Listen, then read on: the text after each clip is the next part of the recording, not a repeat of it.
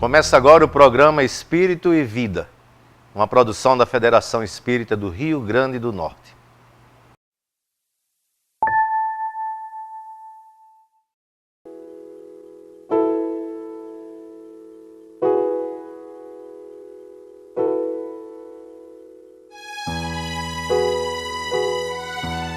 Certa vez, um menino andava na margem de uma lagoa de águas geladas, quando percebeu outro menino, mais ou menos da mesma idade, se afogando. Não hesitou e, apesar do frio, lançou-se na água para salvar o desconhecido. Ao saber do seu ato heróico, o pai do menino salvo ofereceu-lhe uma recompensa, pois era rico. O pequeno herói recusou, alegando que pulou na água por um impulso, sem pensar nas consequências, mas, diante da insistência do homem, revelou-lhe um sonho. Queria estudar medicina, porém era pobre e não podia pagar. O homem, então, comprometeu-se a pagar-lhe os estudos, e assim o fez. Muitos anos depois, o garoto que quase se afogou se tornou um grande estadista e um dos mais importantes líderes dos aliados na Segunda Grande Guerra, Winston Churchill. Churchill, porém, contraiu uma doença para a qual o único medicamento era a recém-descoberta penicilina. O descobridor do antibiótico, Alexander Fleming, era o mesmo menino que anos antes o salvara do afogamento. A compaixão de Fleming salvou Churchill por 2 vezes. Mas a generosidade da família Churchill não apenas garantiu ao estadista encontrar cura para sua enfermidade, permitiu também que toda a humanidade pudesse se beneficiar com as descobertas de Fleming ao patrocinar seus estudos. A nossa espécie, Homo sapiens, se distinguiu das outras que lhe antecederam por algumas características especiais e, sobretudo, pela capacidade de se colocar no lugar do outro. Como ficar indiferente diante da miséria? Como não se abalar ante as vítimas da violência? Como não se emocionar vendo uma criança passar fome? A compaixão é o nosso primeiro passo na direção do amor. E surge em nosso coração pela constatação quase inconsciente de que, em essência, somos iguais e dividimos o mesmo espaço, a mesma água, o mesmo ar. O sofrimento de um, em verdade, é o sofrimento de todos. A compaixão nos faz humanos e é no exercício de nossa humanidade que nos descobrimos divinos. O programa Espírito e Vida de hoje vai falar sobre um assunto que diz respeito a todos nós. Interessa a todos os segmentos da sociedade. Vamos conversar sobre saúde e espiritualidade. E o programa, a nossa produção, convidou para conversar sobre o assunto a psicóloga Elizabeth Diniz, a Betinha. Elizabeth é também escritora e dirige a Cruzada dos Militares. Betinha, muito obrigado por ter atendido o nosso convite. O agradecimento é meu, o prazer é meu. Ô Betinha, existe uma expressão famosa, mente sã em corpo são. Até que ponto isso é realidade? Os nossos pensamentos, a nossa sintonia, aquilo que vai nas nossas emoções, interfere na nossa saúde corporal? Realmente, os filósofos da antiguidade falavam corpo são, mente sã. Existia essa máxima, mas hoje a ciência tem comprovado que é exatamente o contrário. Mente sã, corpo são. Ciência hoje tem feito muitas pesquisas nessa área, comprovando como uma mente em desequilíbrio pode adoecer o corpo. Isso por causa de vários fatores que a ciência hoje está desenvolvendo.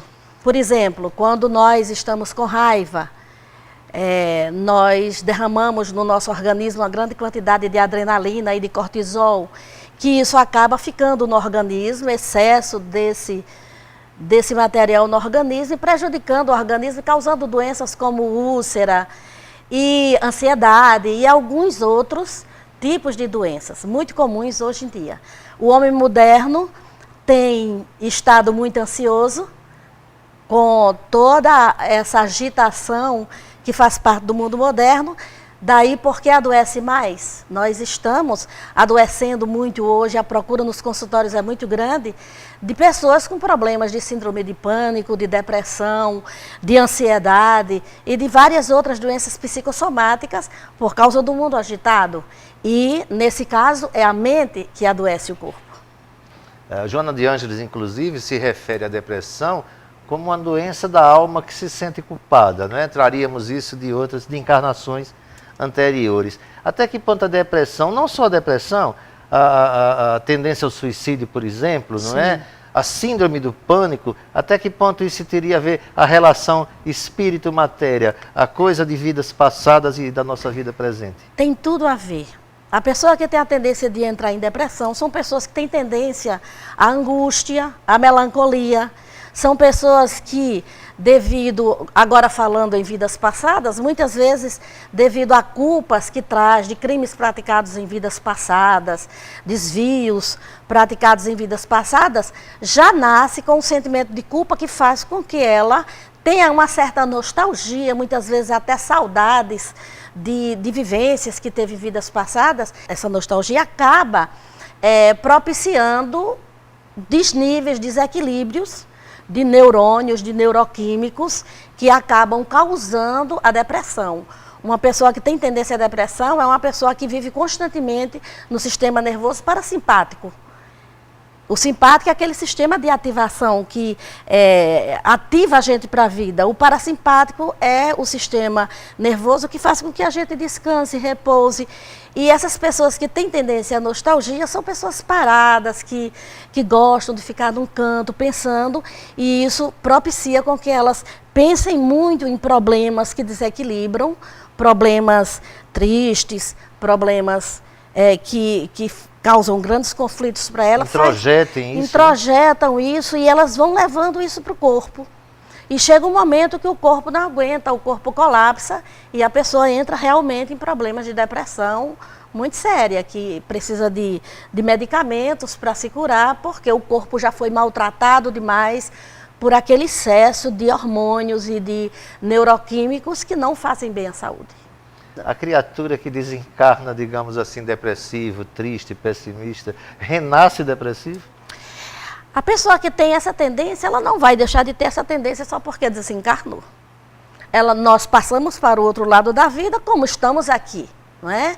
A morte só nos desnuda do corpo físico. Então, quando nós chegamos do outro lado da vida, estamos com a personalidade que tínhamos aqui. Se ela não tem nenhuma oportunidade e tempo de se refazer no plano espiritual, ela renascerá com a mesma tendência, precisando de um processo de reeducação para que ela se liberte dessa tendência natural de ser nostálgica, de ser triste. Pois vamos cuidar disso enquanto estamos aqui, não vamos guardar para a próxima encarnação. Betinha, Sócrates, o filósofo Sócrates, dizia que nos exortava ao autoconhecimento. Homem, conhece-te a ti mesmo, não é? Esse autoconhecimento iria nos ajudar nessa conquista da integralidade do ser? O autoconhecimento ajuda o homem em tudo. Ajuda na felicidade, ajuda na saúde, ajuda na relação com as outras pessoas, porque quando nós não temos um perfeito conhecimento de como funcionamos, de como somos, nós acabamos projetando nos outros conflitos que são nossos. Então, se eu tenho um complexo de inferioridade, por exemplo, eu vou acabar projetando isso nos outros e achando que os outros não me aceitam, que os outros me rejeitam, que os outros não me valorizam, porque eu tenho esse tipo de complexo. Na verdade, eu não me aceito. Exatamente. Eu não me aceito e projeto isso nos outros, porque eu não vejo a realidade como deveria ver. Os complexos, os conflitos, os traumas causam muito isso. Eu fico muito presa a pensamentos e conflitos que são meus e acabo projetando isso no outro, me afastando do outro, dificultando minha relação com o outro, porque temo que o outro me rejeite, não me trate bem. Então, estamos falando de autoconhecimento, mas o que você está falando leva-me a pensar. A empatia também é fundamental, ou seja, se colocar no lugar do outro. Se colocar no lugar do outro é fundamental para uma boa relação interpessoal, porque quando uma pessoa age segundo os padrões dela e o outro não sabe interpretar, isso é o jeito dela, isso é um padrão dela, ele vai ficar contaminado por esse comportamento da outra pessoa. E é nesse sentido que o autoconhecimento ajuda bastante, porque o outro age. Se eu me envolvo, eu acabo reagindo. Mas se eu me conheço, eu digo, isso é dele. Não vou me envolver, isso não é meu, isso é dele. Essa raiva é dele, esse complexo é dele, não é meu. E eu fico centrada em mim, agindo como eu sou, sem me deixar contaminar pelo comportamento do outro. Por isso Jesus dizia, ama o próximo como a ti mesmo, não é? Conhecer o próximo e conhecer a nossa própria intimidade espiritual. Nós vamos agora dar uma paradinha, daqui a pouco a gente volta, o assunto é espiritualidade e saúde, ou saúde e espiritualidade. Quem conversa conosco hoje é Elizabeth Diniz, a Betinha, dirigente da Cruzada dos Militares Espíritas e escritora. Voltamos já.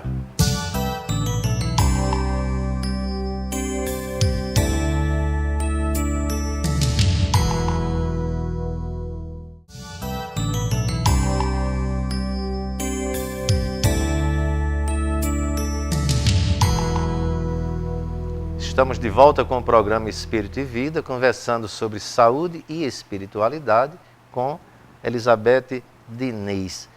Betinha, Joana de Ângeles fala que o Espiritismo estuda o homem na condição de espírito eterno e pautado na imortalidade. Esse conhecimento, esse fato de saber que nós somos espíritos imortais, nos ajuda na equação dos nossos problemas, o conhecimento da reencarnação. Como é que você abordaria esse assunto?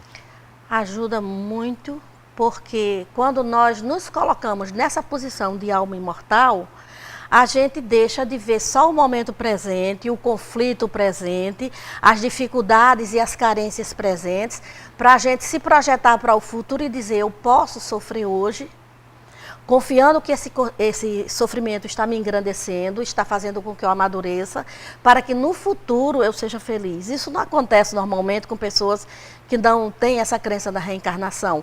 Eles querem viver apenas o presente, então se o presente não está adequado, eles se desesperam e se revoltam, muitas vezes se suicidam, porque lhes falta essa visão de futuro. Quando nós temos essa visão de futuro, nós trabalhamos no presente para que o futuro seja melhor. Se estamos ruins, se estamos tristes hoje, mas nós temos essa ideia, então hoje eu vou me comportar bem, hoje eu vou fazer tudo direito, hoje eu vou trabalhar para que amanhã eu seja feliz, para que amanhã eu tenha o retorno dessa minha atitude de hoje. Ajuda muito. As universidades hoje, a academia hoje, se volta para essa temática, que antes era típica, digamos assim, dos místicos, né?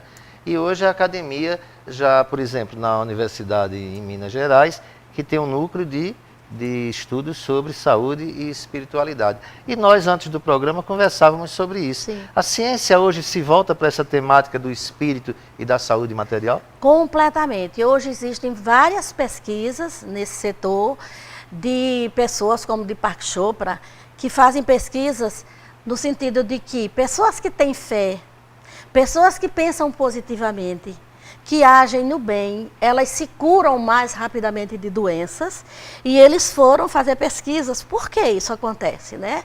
E eles descobriram que a pessoa que é otimista e que tem fé, produz do cérebro uma substância chamada encefalina, que ajuda na condição de bem-estar e de cura do corpo.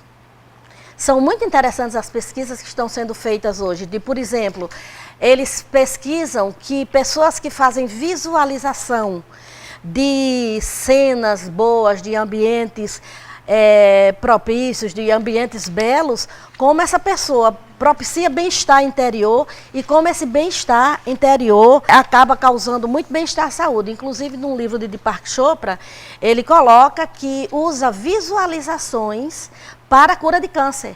Da pessoa, por exemplo, botar uma música suave, visualizar, muitas substâncias estão sendo levadas para aquele lugar da doença para destruí-la ou para regularizar o metabolismo das células, e ele tem obtido curas de câncer nessa área, utilizando visualizações de pensamentos bons, pensamentos positivos, ou visualizações do tipo, visualizar o órgão doente, conversar com ele, acalmá-lo.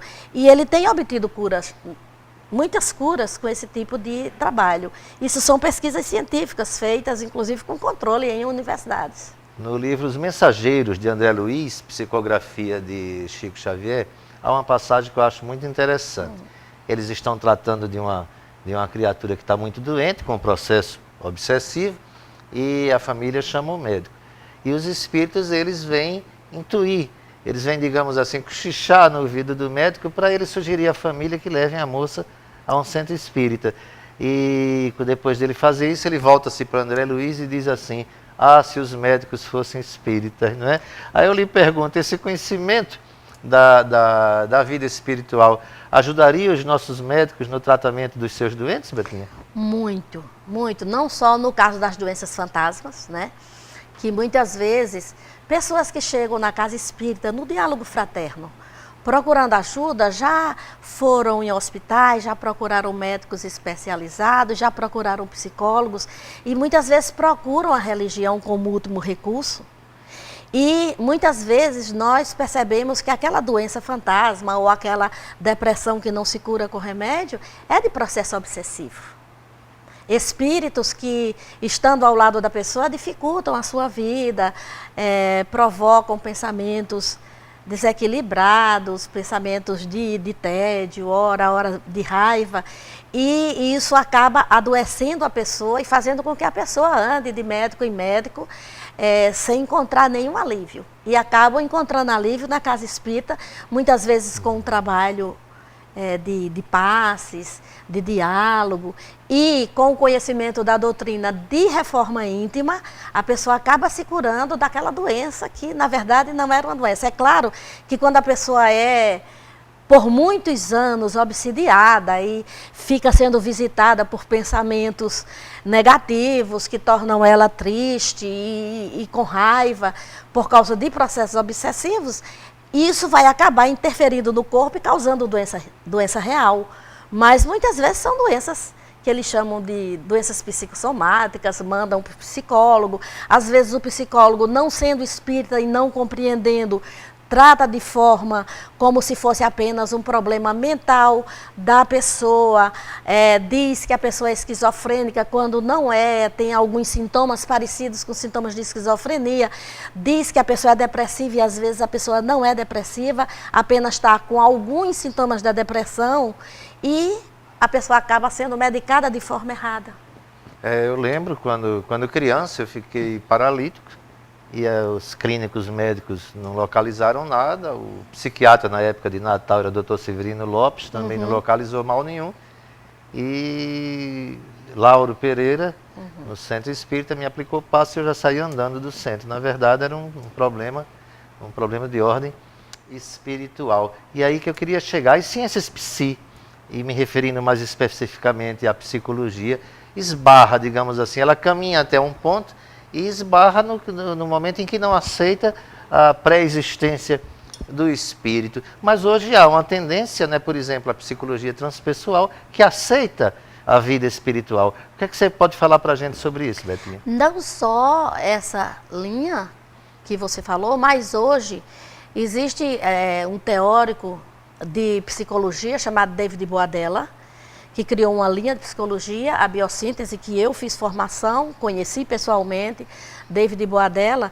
No seu livro, Correntes da Vida, tem um capítulo que ele intitulou O Útero, o Sepulcro e o Espírito, em que ele coloca de forma muito clara que nós temos um espírito que pré-existe a vida do corpo físico e sobrevive à morte do corpo orgânico, e que a psicologia tem que levar isso em conta, porque já são feitas hoje muitas pesquisas e comprovações em muitas áreas, como por exemplo, de desdobramento do corpo, ciências que estudam isso, e por causa dessas pesquisas a regressão de memória, que está sendo muito usada no mundo todo. Então, hoje a gente vai a congressos de psicologia, inclusive congressos internacionais, onde isso é falado com naturalidade. E David Boadella, nesse livro e nesse capítulo, ele chega a dizer que conheceu Chico Xavier, que acredita na reencarnação, e não só ele. Existe uma autora norueguesa chamada Gerda Boyce, que eu estou fazendo formação na área dela, que ela diz que não só acredita na reencarnação, não só acredita que o espírito tem um corpo, e não o contrário, como ela disse que já vivenciou experiências em que ela saiu do corpo. Então ela disse, se eu, em experiências de relaxamento e de meditação, sair do corpo, é porque esse espírito não depende do corpo. Não depende do corpo material. Ótimas notícias que você nos traz. A gente vai dar uma paradinha, volta daqui a pouco. No próximo bloco, quem vai fazer as perguntas a Elizabeth Diniz são vocês, os nossos queridos amigos telespectadores. Voltamos já.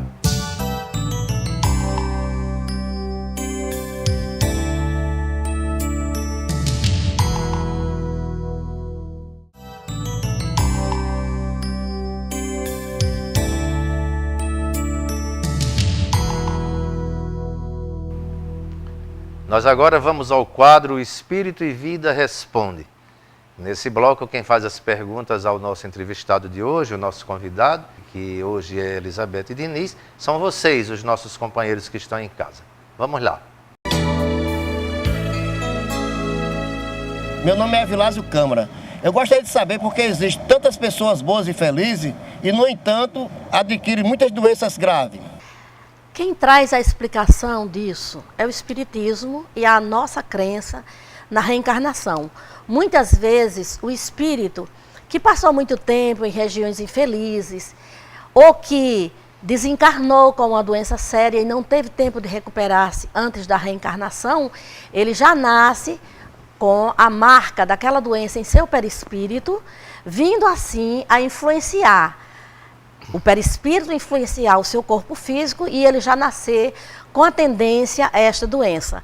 Completando a idade em que o seu espírito está de posse de todas as suas energias, de posse do seu pensamento, dos sentimentos que ele traz de vidas passadas, aquela doença eclode e ele fica muito propenso a andar de consultório em consultório com a doença que às vezes parece incurável porque não está no corpo físico, está no perispírito.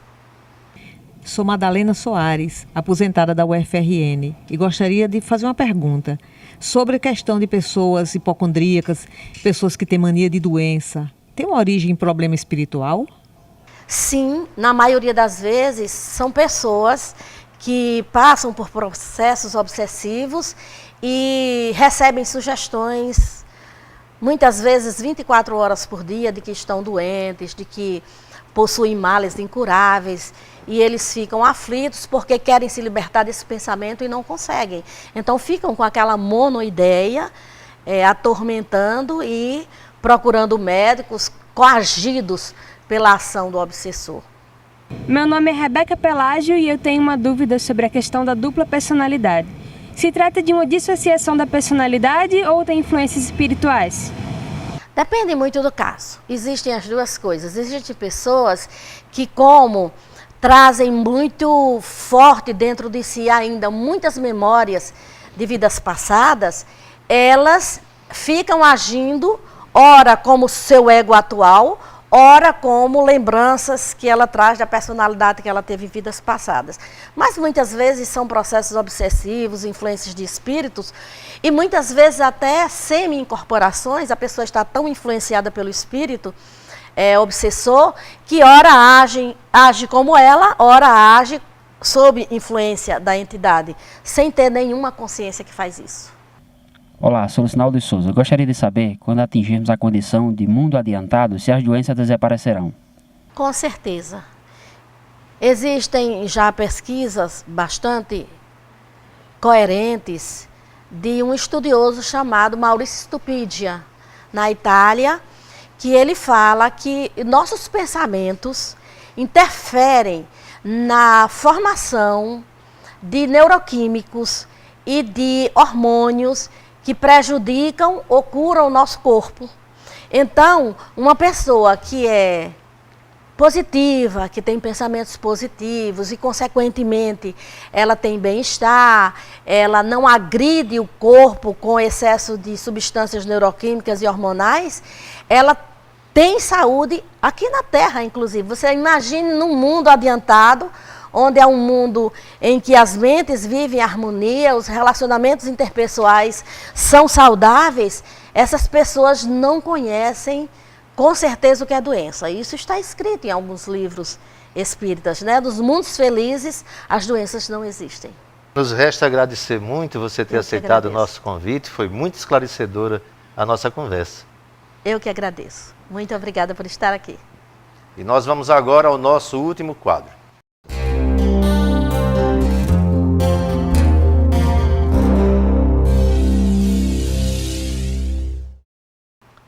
O nosso programa dá dicas de livros que podem ajudar você que está em casa a aprofundar os seus conhecimentos no tema que nós conversamos aqui. Anotamos alguns livros para vocês, anotem aí. O Homem Integral, Vitória sobre a Depressão, ambos do espírito Joana de Ângeles, psicografados por Divaldo Franco. Correntes da Vida, de David Boadella. Chegamos assim ao final do programa Espírito e Vida. Você pode entrar em contato conosco através do e-mail espiritoevida@simtv.tv. Contamos com a sua presença na próxima semana e muita paz para todos nós.